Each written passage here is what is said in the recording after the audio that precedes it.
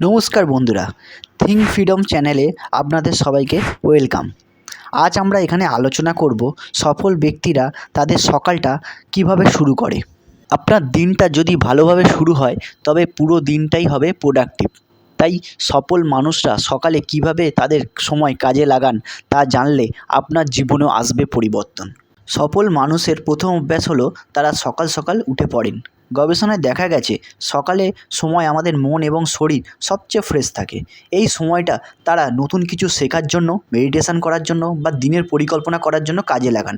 তাই আপনিও যদি সফল হতে চান সকালে ওঠার অভ্যাস গড়ে তুলুন। তাদের পরের ধাপ হলো স্বাস্থ্যকর সকালের রুটিন। তারা দিন শুরু করে জল পান করে।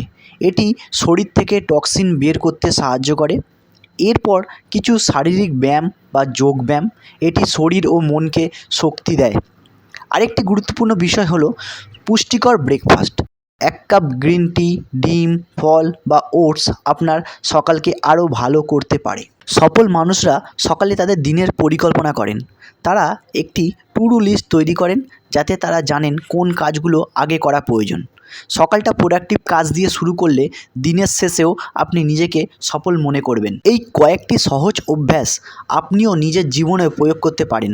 সফল মানুষের অভ্যাসগুলো অনুসরণ করলে আপনার জীবনেও সফলতা আসবে। বন্ধুরা, যদি ভিডিওটি ভালো লেগে থাকে তাহলে লাইক করুন, কমেন্টে আপনার মতামত জানান। পরবর্তী ভিডিওতে আবার দেখা হবে। আপনার দিন হোক সফল ও আনন্দময়।